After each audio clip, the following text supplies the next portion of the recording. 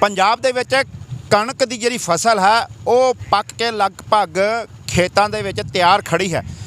ਤਾਂ ਜੇ ਸਰਕਾਰੀ ਖਰੀਦ ਦੀ ਅਗਰ ਗੱਲ ਕੀਤੀ ਜਾਵੇ ਤਾਂ ਸਰਕਾਰੀ ਖਰੀਦ ਜਿਹੜੀ ਹੈ 1 ਅਪ੍ਰੈਲ ਤੋਂ ਅਨਾਜ ਮੰਡੀਆਂ ਦੇ ਵਿੱਚ ਸ਼ੁਰੂ ਹੋ ਜਾਵੇਗੀ। ਤੇ ਜੇ ਇਸ ਖਰੀਦ ਨੂੰ ਲੈ ਕੇ ਪ੍ਰਬੰਧਾਂ ਦੀ ਗੱਲ ਕੀਤੀ ਜਾਵੇ ਤਾਂ ਅਸੀਂ ਮੌਜੂਦ ਹਾਂ ਜ਼ਿਲ੍ਹਾ ਗੁਰਦਾਸਪੁਰ ਦੀ ਸਭ ਤੋਂ ਵੱਡੀ ਅਨਾਜ ਮੰਡੀ ਬਟਾਲਾ ਅਨਾਜ ਮੰਡੀ 'ਚ। ਤਸਵੀਰਾਂ ਤੁਸੀਂ ਦੇਖ ਸਕਦੇ ਹੋ ਕਿ ਹਾਲੇ ਫਿਲਹਾਲ ਕਣਕ ਦੀ ਫਸਲ ਜਿਹੜੀ ਆ ਉਹ ਤੇ ਇੱਥੇ ਆਣੀ ਸ਼ੁਰੂ ਨਹੀਂ ਹੋਈ, ਪਰ ਸਰੋਂ ਦੀ ਫਸਲ ਜਿਹੜੀ ਆ ਉਹਦੀ ਖਰੀਦੋ ਫਰੋਖਤ ਜਿਹੜੀ ਆ ਉਹ ਸ਼ੁਰੂ ਹੋ ਚੁੱਕੀ ਹੈ। ਪਰ ਜੇ ਗੱਲ ਕੀਤੀ ਜਾਵੇ ਕਣਕ ਦੀ ਫਸਲ ਦੀ ਤਾਂ ਉਹ ਜਿਹੜੀ ਫਸਲ ਹੈ ਜ਼ਿਲ੍ਹਾ ਗੁਰਦਾਸਪੁਰ ਦੇ ਵਿੱਚ ਵਿਸਾਖੀ ਦੇ ਨਜ਼ਦੀਕ ਆਉਣੀ ਸ਼ੁਰੂ ਹੋਏਗੀ। ਤਾਂ ਉਸ ਤੋਂ ਬਾਅਦ ਹੀ ਮੰਡੀਆਂ ਜਿਹੜੀਆਂ ਨੇ ਉਹ ਅਨਾਜ ਮੰਡੀਆਂ ਭਰੀਆਂ ਦਿਖਾਈ ਦੇਣਗੀਆਂ।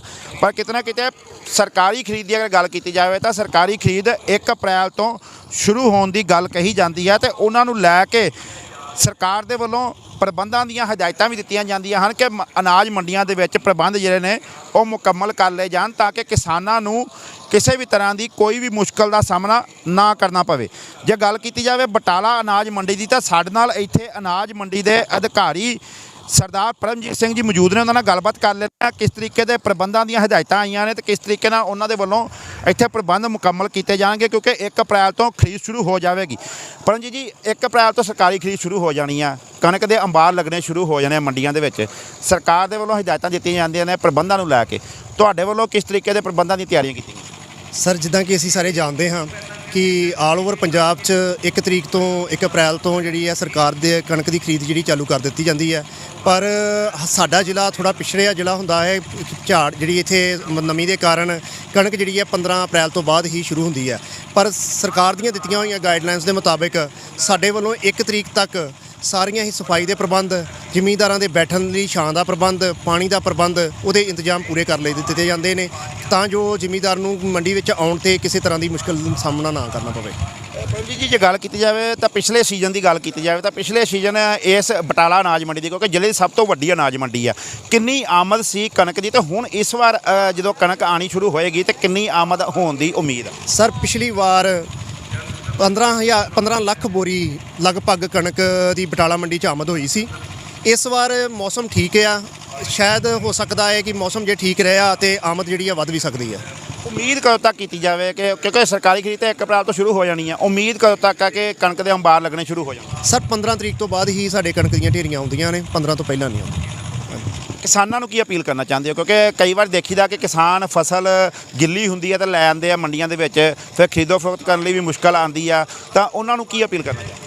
ਸਾਡੇ ਵੱਲੋਂ ਸਰ ਸਰਕਾਰ ਵੱਲੋਂ ਸਿਰਫ ਕਿਸਾਨਾਂ ਨੂੰ ਇੱਕੋ ਹੀ ਬੇਨਤੀ ਹੈ ਕਿ ਆਪਣੀ ਫਸਲ ਜਿਹੜੀ ਹੈ ਉਹ ਸੁਕਾ ਕੇ ਵਢਾਉਣ ਤਾਂ ਜੋ ਨਮੀ ਜਿਹੜੀ ਹੈ ਸਰਕਾਰ ਵੱਲੋਂ ਨਿਰਧਾਰਿਤ ਹੈ ਉਹਦੇ ਅੰਡਰ ਆਵੇ, ਤਾਂ ਕਿਸੇ ਤਰ੍ਹਾਂ ਦੀ ਵੀ ਮੁਸ਼ਕਲ ਨਹੀਂ ਆਏਗੀ। ਸਰਕਾਰ ਵੱਲੋਂ ਵਾਅਦਾ ਕੀਤਾ ਗਿਆ ਹੈ ਕਿ ਇੱਕ ਦਾਣਾ ਜ਼ਮੀਂਦਾਰ ਦਾ ਖਰੀਦਿਆ ਜਾਵੇਗਾ, ਕਿਸੇ ਤਰ੍ਹਾਂ ਦੀ ਮੁਸ਼ਕਲ ਜਿਹੜੀ ਨਹੀਂ ਆਉਣ ਦਿੱਤੀ ਜਾਵੇਗੀ।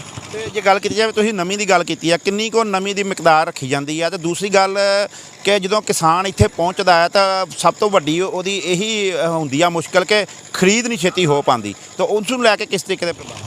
ਸਰ, ਖਰੀਦ ਜਿਹੜੀ ਹੈ ਖਰੀਦ ਏਜੰਸੀਆਂ ਦੀਆਂ ਡਿਊਟੀਆਂ ਲੱਗ ਜਾਂਦੀਆਂ। ਇੰਸਪੈਕਟਰ ਮੰਡੀਆਂ ਵਿੱਚ 1 ਤਰੀਕ ਤੋਂ ਉਹਨਾਂ ਦੀਆਂ ਡਿਊਟੀਆਂ ਲੱਗ ਜਾਣਗੀਆਂ, ਉਹ 1 ਤਰੀਕ ਤੋਂ ਮੰਡੀਆਂ ਵਿੱਚ ਆ ਜਾਣਗੇ। ਜਿਸ ਦਿਨ ਤੋਂ ਖਰੀਦ ਚਾਲੂ ਹੋਏਗੀ, ਕਣਕ ਦੀ ਢੇਰੀ ਆਉਂਦੀ ਹੈ, ਉਹਦੀ ਨਮੀ ਦੀ ਚੈੱਕ ਕਰਕੇ 12% ਨਮੀ ਜਿਹੜੀ ਹੈ ਪਾਸ ਹੈ ਸਰਕਾਰ ਵੱਲੋਂ, ਉਹਨੂੰ ਚੈੱਕ ਕਰਕੇ ਤੇ ਖਰੀਦ ਪਾ ਲਈ ਜਾਏਗੀ। ਕਿਸੇ ਤਰ੍ਹਾਂ ਦੀ ਕੀ ਰੱਖਿਆ ਜਾਏਗਾ ਇਸ ਵਾਰ, ਕਿਉਂਕਿ ਪਿਛਲੇ ਵਾਰ ਦਾ ਰੇਟ ਤੇ ਹੁਣ ਦਾ ਰੇਟ ਕੋਈ ਹੋਵੇਗਾ ਫਰਕ?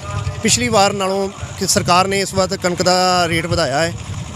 ਇਹ ਸਨ ਸਾਡੇ ਨਾਲ ਸਰਦਾਰ ਪਰਮਜੀਤ ਸਿੰਘ ਜੋ ਬਟਾਲਾ ਮੰਡੀ ਦੇ ਅਧਿਕਾਰੀ ਨੇ। ਇਹਨਾਂ ਦੇ ਵੱਲੋਂ ਕਹਿਣਾ ਹੈ ਕਿ ਸਰਕਾਰ ਦੀਆਂ ਹਦਾਇਤਾਂ ਦੇ ਮੁਤਾਬਕ 1 ਅਪ੍ਰੈਲ ਤੱਕ ਜਿਹੜੇ ਪ੍ਰਬੰਧ ਨੇ ਉਹ ਮੁਕੰਮਲ ਕਰ ਲਏ ਜਾਣਗੇ। ਪਰ ਫਿਲਹਾਲ ਜੇ ਜ਼ਿਲ੍ਹੇ ਗੁਰਦਾਸਪੁਰ ਦੀ ਗੱਲ ਕੀਤੀ ਜਾਵੇ ਜਾਂ ਫਿਰ ਇਸ ਬਟਾਲਾ ਅਨਾਜ ਮੰਡੀ ਦੀ ਗੱਲ ਕੀਤੀ ਜਾਵੇ ਤਾਂ ਇੱਥੇ ਵਿਸਾਖੀ ਤੋਂ ਬਾਅਦ ਹੀ ਕਣਕ ਦੀ ਆਮਦ ਜਿਹੜੀ ਹੈ ਉਹ ਸ਼ੁਰੂ ਹੁੰਦੀ ਹੈ। ਤਾਂ ਕਣਕ ਦੀ ਆਮਦ ਨੂੰ ਲੈ ਕੇ ਇਹਨਾਂ ਦੇ ਵੱਲੋਂ ਪ੍ਰਬੰਧ ਮੁਕੰਮਲ ਕਰ ਲਏ ਗਏ ਹਨ। ਇਹਨਾਂ ਦਾ ਕਹਿਣਾ ਹੈ ਕਿ ਕਿਸਾਨਾਂ ਨੂੰ ਕਿਸੇ ਪ੍ਰਕਾਰ ਦੀ ਕੋਈ ਮੁਸ਼ਕਲ ਨਹੀਂ ਆਉਣ ਦਿੱਤੀ ਜਾਵੇਗੀ। ਨਾਲ ਹੀ ਇਹਨਾਂ ਨੇ ਕਿਸਾਨਾਂ ਨੂੰ ਇਹ ਵੀ ਅਪੀਲ ਕੀਤੀ ਹੈ ਕਿ ਜਦੋਂ ਫਸਲ ਮੰਡੀ ਦੇ ਵਿੱਚ ਲੈ ਕੇ ਆਉਂਦੇ ਹਨ ਤਾਂ ਜਿਹੜੀ ਨਮੀ ਦੀ ਮਿਕਦਾਰ ਰੱਖੀ ਗਈ ਹੈ ਉਹ ਨਮੀ ਨੂੰ ਦੇਖਦਿਆਂ ਹੋਇਆਂ ਹੀ ਪੱਕੀ ਅਤੇ ਸੁੱਕੀ ਹੋਈ ਫਸਲ ਹੀ ਮੰਡੀਆਂ ਦੇ ਵਿੱਚ ਲੈ ਕੇ ਆਉਣ ਤਾਂ ਕਿ ਕਿਸਾਨਾਂ ਦੀ ਫਸਲ ਨੂੰ ਖਰੀਦਣ ਦੇ ਵਿੱਚ ਕੋਈ ਮੁਸ਼ਕਲ ਦਾ ਸਾਹਮਣਾ ਨਾ ਕਰਨਾ ਪਵੇ। ਨਾਲ ਹੀ ਉਹਨਾਂ ਦਾ ਕਹਿਣਾ ਹੈ ਕਿ ਇਸ ਵਾਰ ਫਸਲ ਦਾ ਰੇਟ ਵੀ ਜਿਹੜਾ ਸਰਕਾਰ ਦੇ ਵੱਲੋਂ ਵਧਾ ਦਿੱਤਾ ਗਿਆ ਹੈ ਤਾਂ ਸਰਕਾਰ ਦੇ ਵੱਲੋਂ ਜੋ ਫਸਲ ਦਾ ਰੇਟ ਨਿਰਧਾਰਿਤ ਕੀਤਾ ਗਿਆ ਉਸ ਦੇ ਮੁਤਾਬਕ ਹੀ ਕਿਸਾਨਾਂ ਨੂੰ ਫਸਲ ਦੀ ਕੀਮਤ ਅਦਾ ਕੀਤੀ ਜਾਵੇਗੀ। ਕੈਮਰਾ ਪਰਸਨ ਪਰਮਿੰਦਰ ਸਿੰਘ ਦੇ ਨਾਲ Bhopal Singh, living India news, Batala.